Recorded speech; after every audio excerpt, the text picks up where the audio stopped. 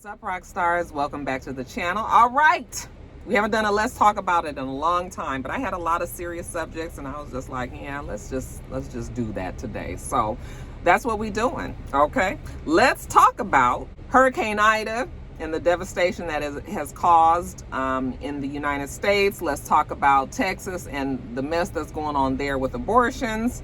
Let's talk about an update on Elijah McClain, the case there, and we'll wrap it up with a little bit of a Rona check-in. Okay, let's talk about it. All right, you guys, so Hurricane Ida, it tore through southeast Louisiana on Sunday. It blew out the electricity, and over 1 million people there don't know when they can even look forward to electricity back on. Okay, I've heard numbers a month, 6 weeks, 8 weeks. They say the Jefferson Parish has hundreds of thousands without water. They have a boil advisory. If they do have water, they say that it might be trickling. Those close to the French Quarter started getting power back, though. Surprise, surprise. Okay, but we have somewhere around almost 900,000 other customers who have no power, very little water, if any, and there is also a fuel shortage. Okay, so that is the situation. Baton Rouge, like I said, they've been told, I think, that they'll get power back somewhere around September 8th. And that is a long ass time to not have any power. Plus, you got to remember, this is the middle of the summer. Well, not the middle, but the end of the summer, but it's hot like it's the middle of the damn summer in Louisiana. Okay, so when we talking about no power and all, yeah, just a lot. I know you guys all follow Brittany Bondi Blue, and you guys saw the damage that happened to her own home. Bad roof damage. Half of the damn shit fell in through the ceiling in their bedroom. I mean, they were lucky that that didn't happen and fall on top of them because it was very close to their bed.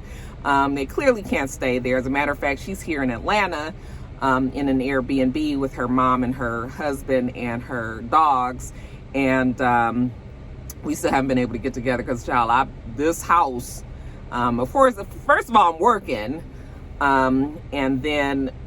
And I don't have any free time. At 8:30 to 5, bitch, I am at work. And then after work, it's running to Floor and Decor, running to Home Depot, Lowe's, and, you know, it's just been a lot. So I haven't been able to hook up with her, but she's going to be here for, you know, some time. So we will definitely get together. But my heart goes out to Brittany because she's had so much happen to her in 2021. This hasn't been the best year. I mean, it could always be worse, obviously. And she is blessed to be safe, her and her family, you know, the people that mean the most to her is with her. So, you know, but it still is, I can see the strain on her face every time she does a live. When I'm able to catch an IG live or something of hers, you can see it. You know, it's just a lot for her to take. Very strong girl there, you guys. That's my girl. But anyway, yeah, she was one of the ones that, you know, you saw the devastation. You saw people's homes, of course, the flooding, people, again, having to get into their attics and trying to, you know, get out of the water. And all of this happening on the anniversary, the 16th anniversary of Hurricane Katrina. You know, I don't even know how Brittany and the rest of people are even able to, I mean, because I know she was there for Katrina as well. And I don't know, it seems like the PTSD is just so substantial for those people that, you know, suffered through Katrina and now Ida, and just, again, losing so much and having to go through so much red tape and other bullshit to try to get their shit fixed. It's not their fault that these natural disasters have happened. I'm not real clear on the political situation that's going on in Baton Rouge. I mean, but you've always heard about, you know, corruption and things that go on in Louisiana. People have been complaining that the infrastructure and all other things, and a lot of other things in Louisiana hasn't been taken care of the way that it needed to. And that might be obvious because when I told you the French Quarter got their stuff back together, they're gonna make sure that the French Quarters is together. Okay, but all of these other communities and parishes, I guess that's what they call them out there, you know, obviously it ain't been taken care of to the point where they could maybe make it through. And you would have thought that maybe Katrina would have prepared them and made it so that they can, I don't know. The levees, from what I understand, held up. I think one did break or something, but for the most part they did hold. So that wasn't the problem, but the grid, the electric grid, you know, just wiped out. And like I said, they've got to wait for that to come back up. Now, they've got issues with people getting sick, carbon monoxide poisoning because people are operating generators, not knowing how to operate the generators. Generator might be leaking, people trying to stay warm or trying to cook or whatever, or and having shit in their garage and lit up and breathing the fumes. I mean, it might be a whole bunch of shit, not trying to stay warm, obviously, because it's hot. But so people have been getting sick, but the hospitals are having their problems, generators out, or, they had damage to the buildings. They had to evacuate their people. And so they're, I just lost my train of thought. Oh, so yeah, so the hospitals, it's just a lot going on in Louisiana. Louisiana is another, Louisiana, Texas, I mean, that shit just happens and they just keep on getting beat and battered. But Louisiana wasn't the only one. Ida did come up, they didn't come up the coast like they normally would, so Georgia didn't get hit. They kind of curved around and then went up and it moved up to New York. And then you saw on social media yesterday that they were suffering in New York. It was flooding and messed up the transit system. I saw a video of a rat doing like he was swimming backwards and it just flipping around. I was like, so gross, you guys. But they had some tornadoes in New Jersey and Maryland, ripped through there, flattened a block or two of homes. There's 150,000 homes without power, so not as many as in Louisiana, but they're saying that this is record rainfall. And again, New York just flooded out. So you guys, these storms are just getting worse and worse. And people will keep saying that it's not because of warming that's going on, but I don't know how you can say that it's not because of our climate, things happening in this world where it just seems like these the weather is just totally affected. So that is what's going on. There is rescue efforts going on in New York and Pennsylvania and New Jersey. And we're going to pray for our rock stars all over.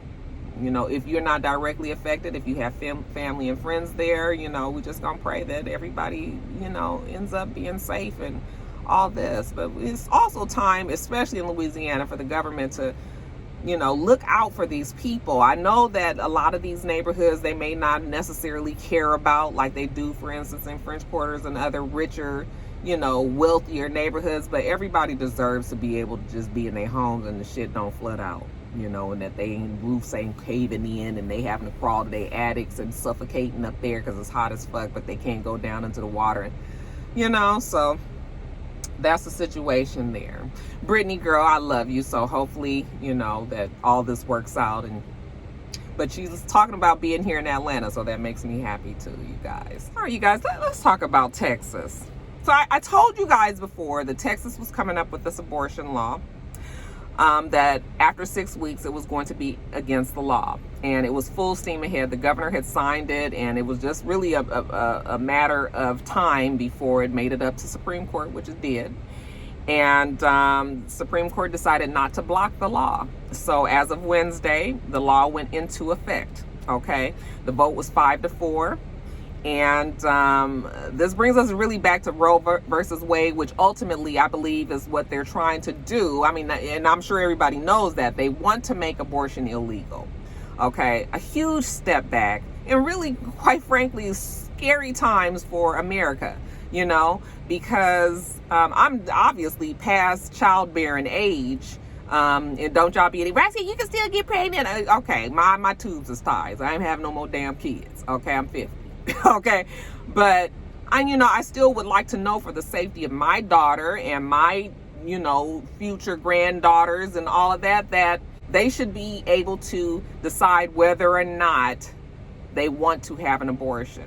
Now, I'm not going to say I'm pro-abortion, okay, but I am pro-choice, and I think that people should have that choice, at least when it comes to a situation where it is just individually affecting your own body and nobody else. I say that because people will always say, well, what about coronavirus, and what about the mask, and what about people saying that, you making us wear these masks, but we should be able to make that decision as well. Okay, well, the difference with to me with coronavirus is the fact that when I wear a mask, or when you wear a mask, it is to protect the other person. It's different. Okay, it's not just an individual choice that only affects this body.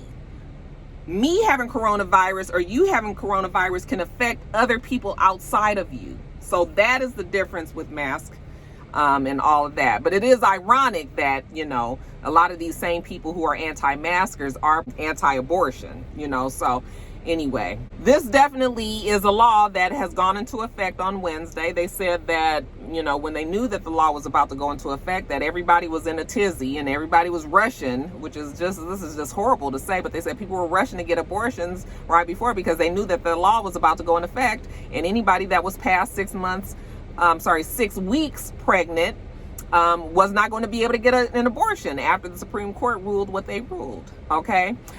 So they said they had long lines Monday and Tuesday, people trying to get their abortions. It's just terrible, you guys. And that also makes it very scary that people are going to be possibly going back to times when people were doing back alley abortions, and other people, doctors on the side, doing unsafe abortions in their own homes and things like that. Like, I don't want to go back to those times. It sounds so antiquated and almost like a caveman-ish, that we would even be facing something like that. But that's what the reality is. If you aren't aware, after 6 weeks in Texas, you are not going to be able to get an abortion.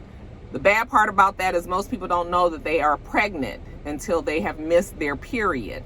And that can definitely fall after a 6-week period. A lot of people don't realize it until about 8 weeks. You miss the month until, and then you realize it. So really, if you miss a month, you really only got a good week or two before you're like, oh shit, my period didn't come, am I pregnant?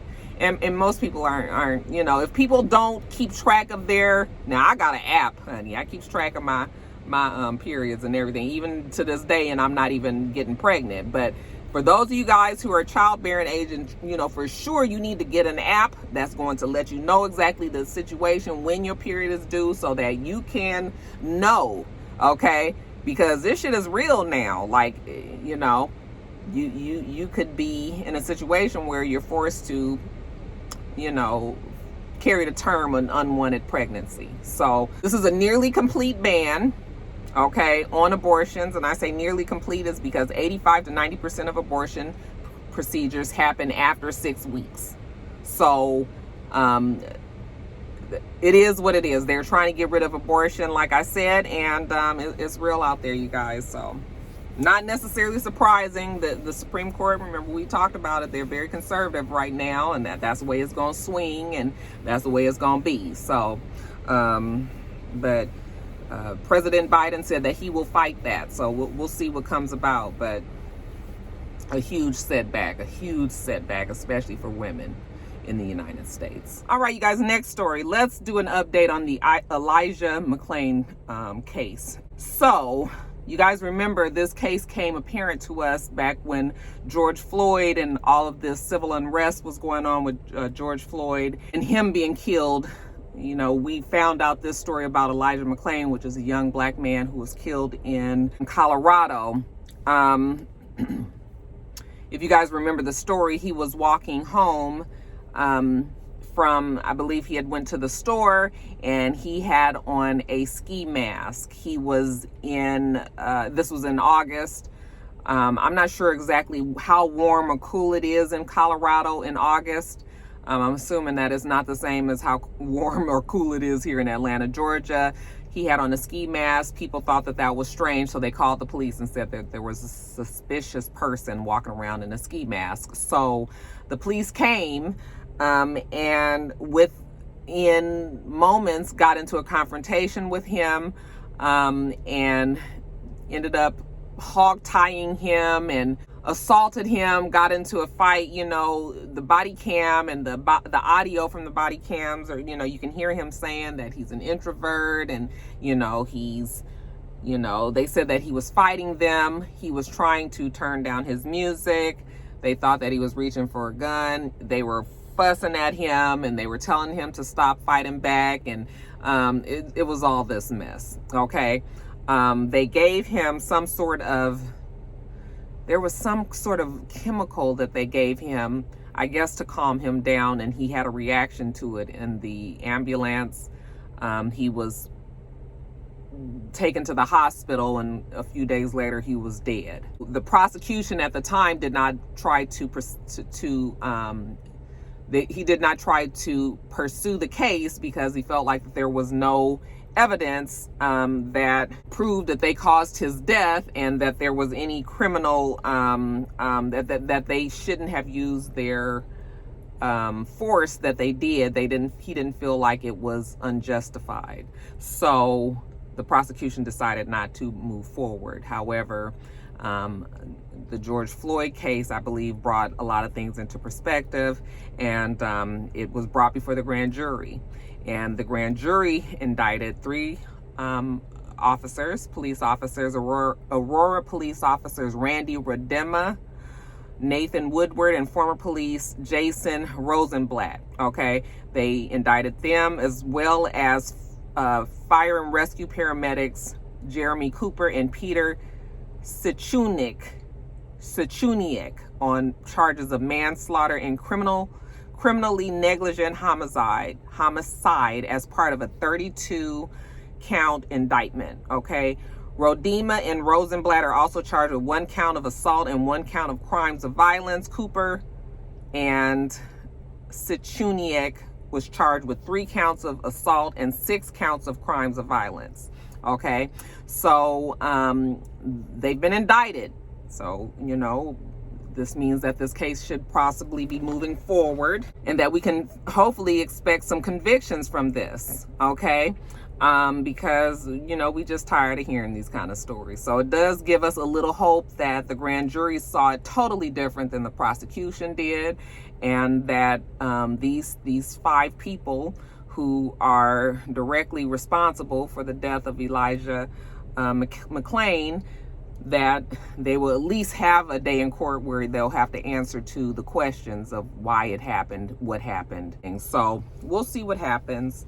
One step closer, you guys. We haven't had the victory yet, but one step closer. And then lastly, you guys, y'all know I'm gonna have to give you the Rona check, and I decided to put it at the end here. So if you guys ain't really interested in none of this, you can just go on and in the video here. Okay, but I'm gonna give you some numbers.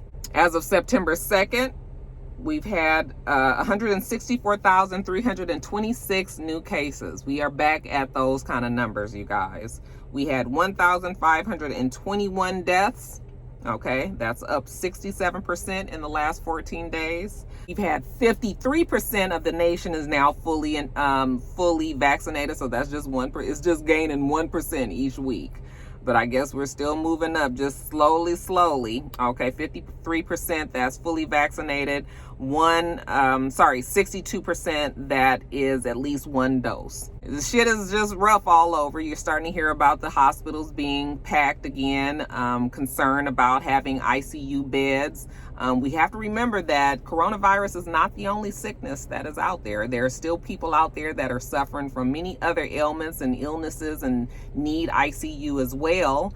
And now we've got all these people trying to jam up in the hospitals to be taken care of, and frankly, they ain't gonna be able to do it. The Delta virus is making things very difficult.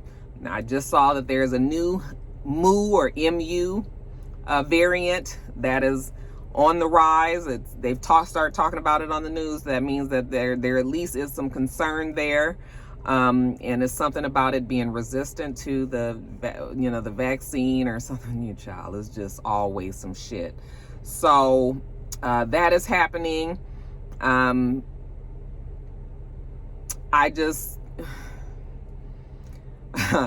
not going to get into a preachy thing about the vaccinations. I just want everybody to be safe. Okay. We had a death of a child here in Georgia, 13-year-old kid, middle school age kid who they said did not have any health problems. He was a little bit overweight, but other than that, he didn't have any health problems. He did die from coronavirus. They interviewed his parents on Good Morning America, and they said that he had a really bad cough, and he was just coughing and coughing and coughing and coughing. And then at some point, he just wasn't making any noise in the room any longer. And when they went in there to check on him, his face was blue, and he had died. And I know this is a horrible thing to say, you know, but I had already figured that it wasn't going to get to anybody's attention, you know, as far as these kids at least wearing masks in school. If they don't shut school down altogether again, I mean, it should be a mask mandate. But I feel like they're kind of waiting for these kids to start getting sick and dying. Like, that's the only thing that is going to maybe make them change their minds on this mask mandate. And that's a horrible thing to say, because no kid should be sacrificed to make a point to these damn stupid ass governors that are saying, no, you know, I'm not going to pay the school. I'm not going to pay the administrators and all of that, their salary, if you guys enforce a mask mandate. Okay. So now I got to wait until my child dies, and then you finally get, you know, open your eyes and realize that this is something that needs to be, you know, these kids need to be protected. The staff needs to be protected. These teachers got to go home to their families. You know, it's a whole lot. So it's frustrating, because I feel like that kid didn't have to die. And I feel like future kids will not have to get gravely ill and, you know, possibly die and all of that. It's just, I can't believe that this is happening. Okay. It's just so bad that this whole thing has been politicized, because it's a health crisis. It's not a political thing, but so many people are using it in a political ploy to try to keep their seat, or, you know, if they have future ambitions of being a president and all that, and kind of taking the YSAP approach. And it's just unfortunate, you guys. So yeah, we did have a kid here die. I did see on the news that they had to also, here in DeKalb County in Georgia, they had to shut down a whole elementary school class because the kids got sick. And again, that's possibly 20 kids. And you imagine 20 kids got to go home to their families and all that. See, this is how the numbers keep on spreading and getting bigger and higher, and, you know, all of that. So yeah. And then I hear people saying that they're frustrated because there's all these mutations and things happening. And I'm not going to be preachy, but I'm just going to say, if everybody would fucking get vaccinated, the virus wouldn't have time to keep mutating. Okay. That's just, I'm not going to, again, I said I wouldn't be preachy. So, and I'm not trying to say that everybody needs to get the vaccine, even though I'm saying people need to get the vaccine. I am a vaccine supporter, so it just is what it is. Okay, so I'm sorry if you guys aren't. If there's people here that don't feel that way, I respect the way that you feel. I hope everybody respects the way that I feel as well. So that's it, you guys. It's a lot going on, child. It's a lot going on, and the virus makes things so sad, but it is a fact of our life. So anyway, I want the rock stars to be safe. I want to see all y'all faces next week. Okay, so 6 feet away, wash your hands, wear your mask. All right, you guys, let me get on back in here and get to work. Okay, make sure that you rate, comment, and subscribe to the channel. I'm It's Rocks. The channel is It's Rocks. Everything else I do will be in the bottom bar. All right. So I hope that you have a wonderful, wonderful rest of your day, and I plan on doing the same. Till next time, rock stars. Bye.